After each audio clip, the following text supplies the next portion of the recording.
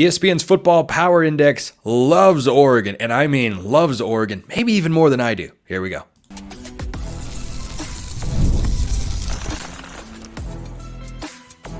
You are Locked On Ducks, your daily podcast on the Oregon Ducks, part of the Locked On Podcast Network, your team every day. Yes, it is that time once again for Locked On Ducks. I'm your host, Spencer McLaughlin. Thank you so much for making this your first listen or your first view of the day, part of the Locked On Podcast Network, your team every day, and your number one source to stay up to date with the Ducks, which is why, if you have not already, please like, comment, subscribe, rate, and review wherever you listen to or watch this show. Lots to get to today with my guy, Max Torres. We'll talk about Oregon's newest transfer target. He's got a recruiting prediction. We're getting to everything. Today's episode is brought to you by our friends over at FanDuel. Make every moment more right now. New customers get $150 in bonus bets with any winning $5 bet. That's $150 with any winning $5 bet. Visit FanDuel.com/lockedon to get started. Scoop Duck Max Torres. That's what we're calling him now. Ducks Dish Podcast as well. You know him, you love him, and we love having him here on the show. Let's hop right into it, Max.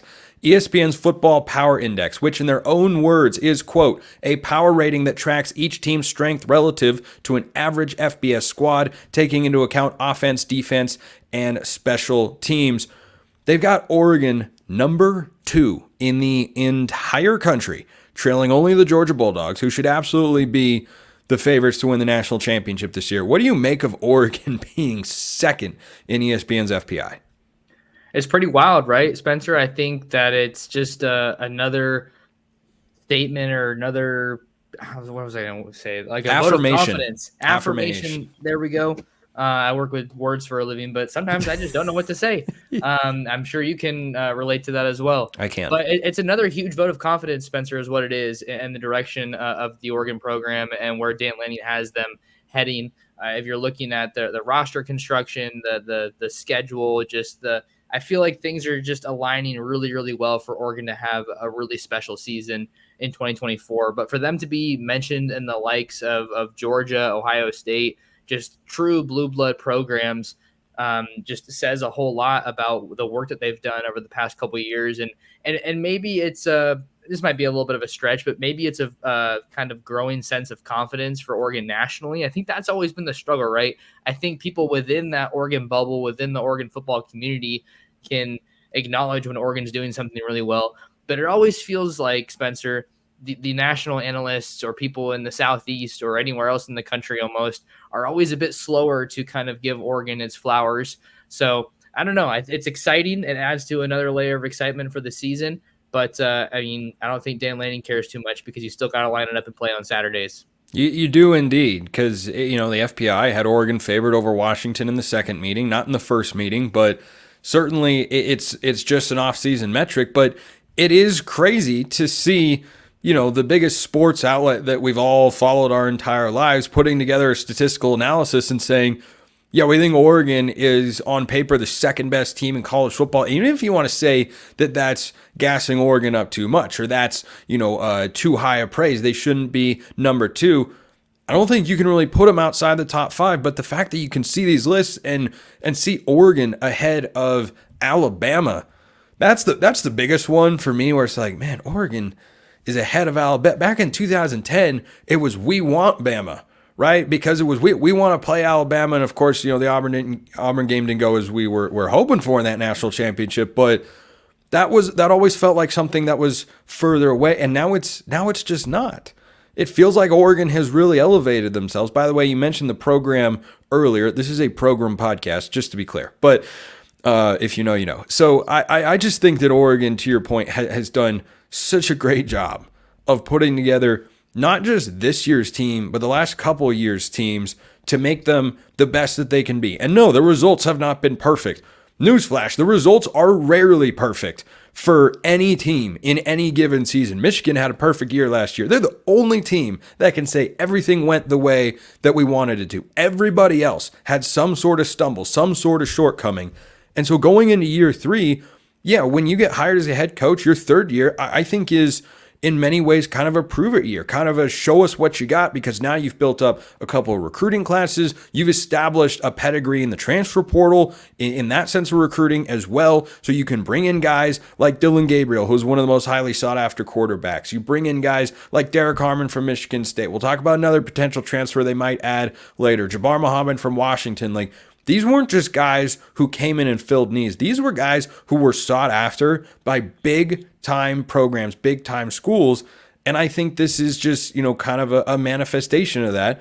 Again, it's just something that's on paper, but gosh, it feels like Oregon is in a really, really good spot. And I think the thing to keep in mind here, Spencer, is that it's not just one strong offseason that got Oregon to this point, right? It's right. What they're doing consistently. You look at all the top tier, upper echelon programs, even over the last couple of years. Like if you look at Washington, for example, they had to kind of stack things and get momentum for their program and get, a lot of these top transfers in there at the right time to get where they got. But then if you look more traditionally at some of these like Georgia's or Ohio State's or Clemson, they are doing it by bringing in multiple really, really high-end classes, and Oregon, especially Clemson, by the way. Clemson is one of 4 Division I college football programs to not take a transfer this year, which is crazy. It's Clemson and the 3 service academies, Air Force, Army, and Navy. And that's the way Dabo rolls. That's insane. I don't think it's going to work, but that's what we have to watch this season. I mean, it's admirable that he's sticking to his guns, but when everybody else is doing it, I just can't help but think that maybe you're setting yourself back a little bit. But we're not talking Clemson. But seriously, I think that is just one of the biggest reasons I'm so excited about this season, is because I've gotten to see Oregon do it firsthand over the past 3-4 cycles. And it really feels like Dan Lanning, the transfer portal era, the NIL era, the move to the Big Ten. It's just all of these things keep falling into place, and I think just propelling Oregon, kind of supercharging the Ducks, if you will, to get to this point of being number 2 in the FPI, which I don't want to hype it up too much. I don't think it's that big of a deal. Maybe that's my inner coach's perspective, but I've seen Oregon get hyped up so many times. It's like, okay, let's just see it happen on the field. I'm kind of over that. I hear you on that element of it. I have not been this optimistic about an Oregon team. You could say maybe since last year, but I'd say probably since 2014 when Mariota was coming back for his 3rd year and you had Defoe and Armstead. Like, that team was supposed to get to the national championship, and they did, and just came up short against Ohio State. But to me, there have been good Oregon teams the last several years, but I never thought in 2022 they were actually a playoff team. Last year they could have been, and they just ran into literally one team, one coach, a player, and a couple of guys who were just incredibly hard to stop. But I don't think there's been a season that I have felt this optimistic about the hype. Can you remember one where you went into it feeling, yeah, I think Oregon's a legitimate national title contender? I did not think that in 2022. I thought they were pretty borderline in 2023. And I think they should be a better all-around team this year, even though you lose Bo Nix, and that's a lot to replace. Yeah, I think 2014 would probably be the closest example, but even then, I think I had to see them play a couple games before I got to that point of it was legitimately Spencer, okay, who are they playing this week and how much are they going to beat them by? Because you just were, I think, that confident with Mariota running the offense and everything else that they had going for them. But maybe the last point I'll add here about this 2024 team, Spencer, the depth is just on a level that we haven't seen at Oregon. And I think that it's also important to keep in perspective. They did add some of these guys from the portal as depth pieces, but also I think you also need to kind of keep an eye out on some of these recruits that haven't played a lot of ball yet, because you just don't know what to expect.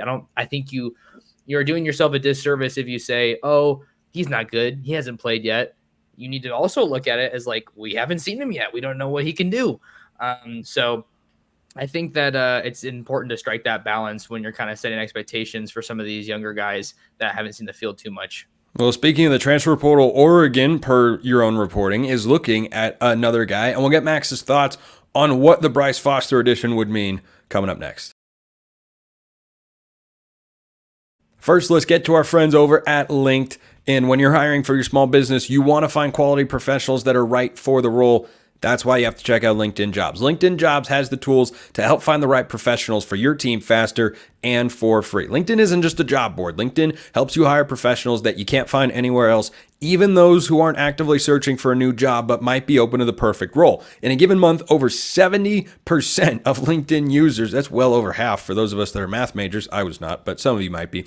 Over 70% of LinkedIn users don't visit other leading job sites. So if you're not looking on LinkedIn, you're just looking in the wrong place. On LinkedIn, 86% of small businesses get a qualified candidate within 24 hours. Hire professionals like a professional on LinkedIn. 2.5 million small businesses use LinkedIn for hiring for good reason. Post your job for free at linkedin.com/lockedoncollege. That's linkedin.com/lockedoncollege to post your job for free. Terms and conditions apply. All right, Max, let's get it rolling here once again with Bryce Foster. And you've written about this over at Scoop Duck. You can check him out at, what is the exact link that people should check it out? Just scoopduck.com will get you there. Scoopduck.com. There you go. Nice and simple. But Bryce Foster has been a starter for really the last 3 seasons that he's played at Texas A&M, SEC All-Freshman team in 21, injury-riddled season in 22, started this past year. You talked about earlier in the show, Oregon has added transfers as depth pieces, which is not normal. Like there are only probably 5 to 10 high-level Power 4 programs in America that can say they add transfers that are depth pieces who could start elsewhere. Most teams are adding transfers, and the bulk of those guys, they're going to start right away. But with Oregon, that's not always the case. You look at a guy like Dante Moore. How many other schools are adding a guy like that? Not very many. So Bryce Foster's available, multi-year starter, has had some injuries. Just kind of your initial reaction to Oregon going after him before we get into a few more details of the recruitment. It was a little bit surprising to see them go after him, Spencer, but at the same time, it wasn't, because I know how closely linked he was to the Ducks coming out of high school, coming out of the state of Texas, and I want to say the 2021 class. So that I mean, if you kind of retrace your steps a bit, or you retrace the staff's steps on the recruiting trail, it usually makes a bit more sense. And I know with Foster, he's a huge track guy. I don't know if it's discus or shot put, but I remember that played a huge role. Are you telling me a starting center is not running the 100-meter dash? No, he's not. What is even the point? What is even the point? Anyway, go on. He's not an Eddie Pierre-Louis guy. He's at Oklahoma now. But if you guys want to see a lineman running the 100, go look at that guy. Wait, hold on. Does that actually exist?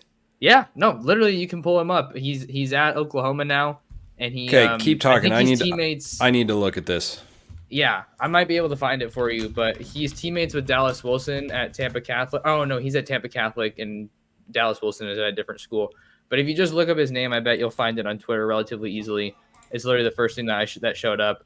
He ran it in the 12.97, and he's 6'3", 335, and the guy next to him is like at least 100 pounds lighter. Oh my goodness! I'm about to pull up this video once this ad on YouTube goes away. Oh my heavens! How is that possible? He's he's gaining ground on a guy who's 150 pounds lighter. He is outrunning guys who are 200 pounds lighter. No, it's insane. It's absolutely insane. What are we doing here?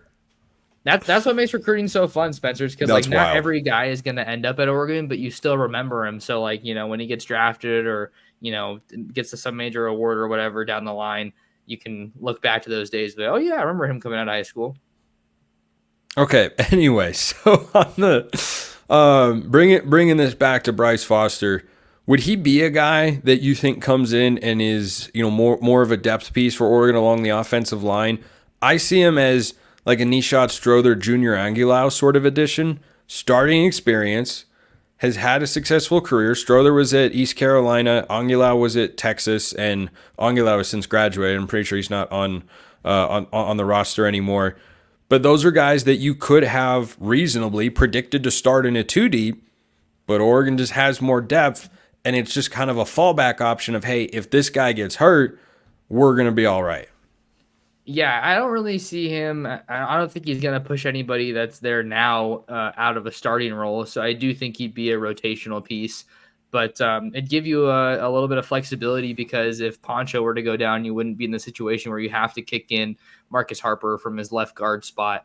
And I don't think it's never necessarily even limiting Bryce Foster to being a center. Maybe you need him at a guard spot at some point down the line. So I think that it's an addition that makes a lot of sense. Although, or it would make a lot of sense. I mean, I'm not spoiling. Has not happened.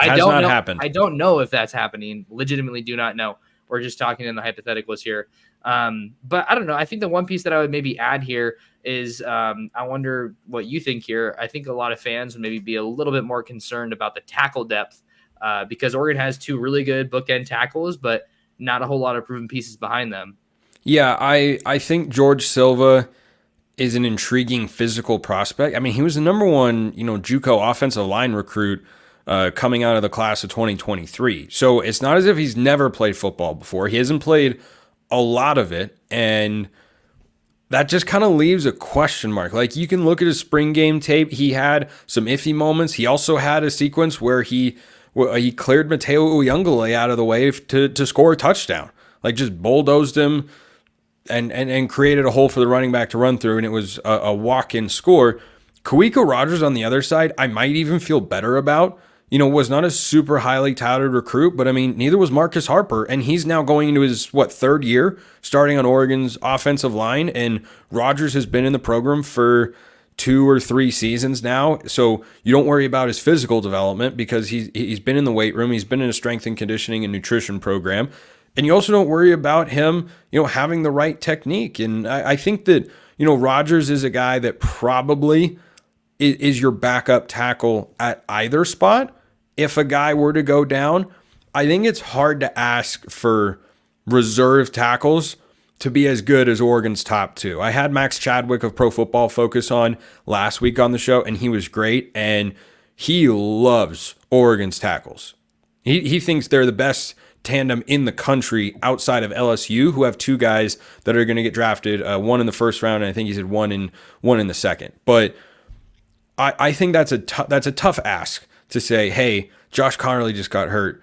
He's got, first or second round NFL draft potential. Go have a backup there to replace him. Like, it's much more tenable or reasonable to say, hey, Marcus Harper went down, be able to step in and give the same level of production. Because Harper's a good player. He's not an NFL guy, though. Like, they're not making those at the dollar store to go buy with some NIL money. Like, that's not something that comes along super often there. So I agree that the tackles are thinner in terms of the overall talent. I just think that their talent is so high that's kind of why. But shifting gears here a little bit, Max, you've been covering Oregon recruiting very, very well. And since getting over to Scoop Duck and everything and working with On3 and J-Hop, Noah McHale is a guy that Oregon fans should be aware of. What makes you say that? Yeah, Noah McHale is a guy that Oregon fans should definitely be aware of. I think one of the easiest way to start this one is that Oregon has really cleaned up shop with top defensive guys that they've wanted in Southern California. You look at Dylan Williams, Kamar Matudi in the last recruiting cycle, Mateo Uyunglele, Roderick Pleasant, Dakota Fields. I mean, the list goes on. So that has really kind of served as the hotbed for Oregon, or the major pipeline California itself has. But more specifically, just right in my backyard in Southern California, they've done a lot of really good work. And last month I put my prediction in for Oregon to land Noah McHale. I don't believe that there's any out on any other recruiting services at this time. And this is going to be a fun one to watch because he's really focused on Oregon, USC, and Texas A&M. The Ducks are going to get an official visit from McHale on June 14th. And before he rounds things out at Texas A&M on June 21st, he's scheduled to make his college commitment on June 30th. But I think Oregon is really the team to beat here because of a lot of what I just said. But also there's the work that the Ducks have put in with Dan Lanning, Brian Michalowski, the guys that they're sending to the NFL. I think that's another big part. I mean, I'd be curious where Jamal Hill would have landed if Dan Lanning didn't come in. Kind of just a strange hypothetical, but like, I don't think that was a guy that a lot of people took super seriously, but he just put his head down and worked. And I think that Lanning is a a guy that really helped develop him and kind of get him to the next level. And now he's with the Texans. So I think that the body of work that the Ducks have been able to produce and on defense, and maybe more specifically at linebacker, I think that it's going to be growing here over the next couple of years. Of course, Justin Jacobs and Jeff Bossa are there right now, but it really seems like the Ducks have done a great job with building the relationships. They got him out to campus again last month, and I don't think that USC is a huge threat here, even though he is a SoCal kid. I just think that Oregon has all the momentum here with what they're doing, but Texas A&M is going to give them a shot and do everything they can there. Coming up next, we're going to talk breakout candidates because I've been discussing them. And if you have a breakout candidate you want me to talk about on the show, let me know in the YouTube comments or X, or go join the flock over at Subtext as well. But Max is going to give me his top 2 breakout candidates, guys that were on the team last year, maybe didn't have the biggest role and could be poised for a huge leap. He has not told me who these guys are. He could be picking Grant Meters for all I know at the kicking spot. But whoever they may be, we're talking about them next. First, we're talking about FanDuel. It's winner take all time in the NBA and NHL, and FanDuel is giving you a shot to bring home a big win of your own. Right now, new customers get $150 in bonus bets with any winning $5 bet. That's $150 to bet on spreads, money lines, player props, and more. Everything you could want to bet for Oregon right now is over there. The only game on the board is Ohio State, plus 1.5 at home. I like the Ducks to win that outright. I take Oregon on the money line there. And you can also bet Oregon's win total, 10.5. ESPN's FPI that we were talking about earlier thinks Oregon is going to get 10.8 wins this year, making it more likely than not that Oregon goes 11-1 than 10-2. Their win total on FanDuel is 10.5. So if you like the under, you can bet that. If you like the over, you can bet that as well. Everything you want for college football and more is over at FanDuel. So check them out at FanDuel.com/LockedOn. Make every playoff shot count. FanDuel.com/LockedOn. FanDuel, America's #1 sportsbook. All right, Maxwell, if that is your full name. It is. You never know. Anytime I make a joke about that or someone's full name, I think of the Family Guy scene when someone says, "Hey Megan, what did you call me? Megan, that's your full name, right?" "Oh, no, it's actually not." And Peter crosses out Megan and writes Megatron. That's her full name. Anyway, that's how we're starting this segment. So let's start with one breakout guy, someone who was on the roster last year that you think is poised for at least a noticeable increase in playing time or production this year. I'm going to go with Devon Jackson. Oh, I like that pick. I think I've just heard a lot of really good things about him. He legitimately might be the fastest player on the team, or at least if not one of the fastest players. I think he's a really good fit for what Dan Lanning wants the linebacker position to become moving forward. Just flying around, lateral quickness side to side. I think he plays with a lot of intensity and explosion. So I think that Devon Jackson is someone that has been on the team for a couple of years now. He signed with the Ducks in the 2022 class out of the lovely state of Nebraska, and has an extensive track background. So I think anytime you get a track guy in there at linebacker, you have to get super excited about just the speed that he can play with, because all the best linebackers, it feels like in today's game, Spencer, can really cover ground. And I don't think that that's something that we at Oregon are used to seeing super consistently pre-Dan Lanning. You had some good athletes in there, don't get me wrong, like a Noah Sewell, if you will, but I don't think that, they've been the caliber and the fit that a Devon Jackson maybe has. I think Justin Flo could have been if he had been healthy, and like that on an individual level. There are a lot of what ifs in Oregon football and Oregon athletics, but what if for individual players, what if Justin Flo had stayed healthy and really, gotten the opportunity to grasp what he needed to succeed in college football? Because I don't think he ever really got that. And the one game that he was healthy, like he missed all of 2020, which is the class he was recruited in with Noah Sewell and Dante Manning. They were the headline recruits, and that Dante Manning is still around at Oregon is kind of crazy, but that's where we're at. The one healthy game, Justin Flo had 14 tackles and I think 2 forced fumbles. He had at least one that ended up winning the game for the Ducks against Fresno State, then coached by this guy named Kalen DeBoer. You may know him. He's down at Alabama nowadays. I like the Devon Jackson pick a lot. Oregon played really 5 linebackers last year. It's a 4-2-5 base personnel, but you rotate guys in and out, or players get dinged up, and Oregon had 5 backers that played a good amount last year. And, Justin Jacobs being hurt was one of the reasons why. So last year you had Justin Jacobs and Jeff Bossa and Bryce Betcher and Jamal Hill and Devon Jackson. They all played meaningful snaps consistently. And so I think that number is going to be in that same range this year. And I think Jackson is solidly the number 3 linebacker in this room. I think it's Bossa and Jacobs at the top. I don't think there's a lot of argument there, as good as Jackson could be.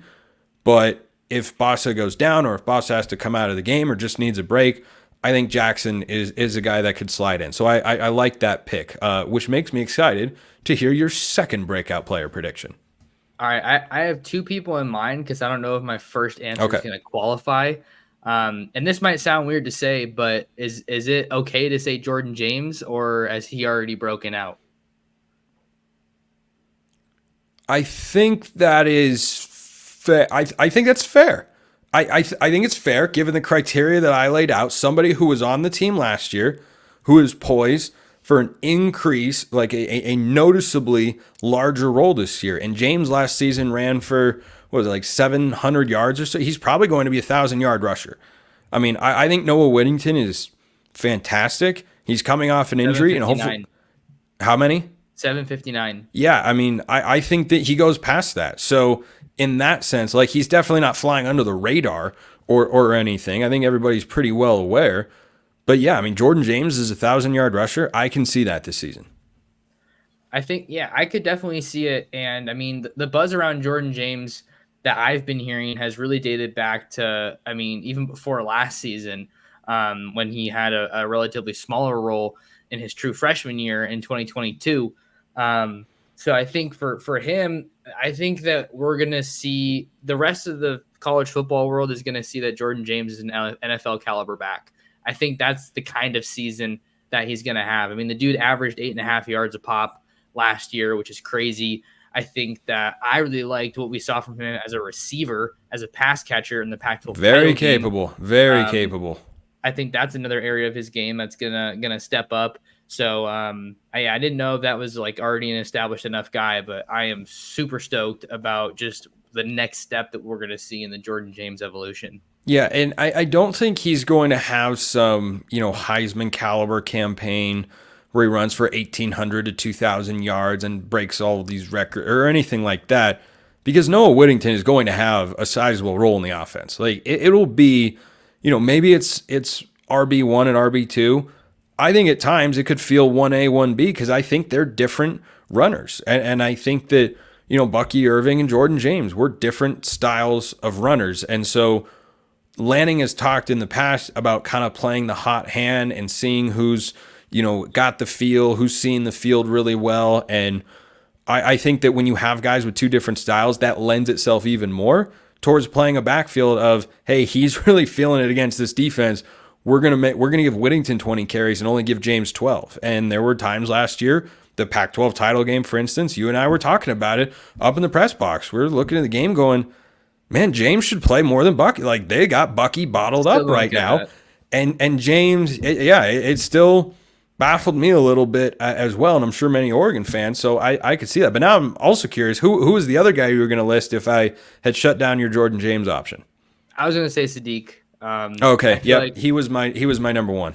He's kind of an easy choice at this point, but I don't think that the casual fan can really understand just the level of athlete that they have in Kenyon Sadiq, another Freakish dude who's just ripping crazy numbers on the GPS, that they use to track these guys' speed. He had that picture, I think it was like the last week of spring ball, where he was hurdling somebody. So I'm pretty stoked about that. He's like bulked up. Yeah, he's like 240 now.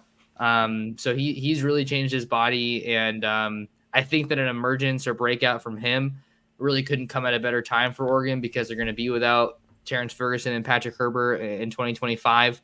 So he's someone that I'm super excited about. I was also maybe going to say Jay Harris, but he wasn't on the team last year. So he kind of got voted out. Yeah. No, these are guys. I just think that it's interesting to look at who's stuck around, frankly, because guys have the option to transfer, and these guys have stuck around for a reason, and I think we're going to see what they can put on display. Max Torres, the Ducks Dish podcast. You can read his work over at scoopduck.com. Max, love having you on the show as always, my guy. Thanks for having me on, Spencer. Appreciate it. Appreciate everyone listening. I'll see you next time. Have a wonderful rest of your day, and go Ducks.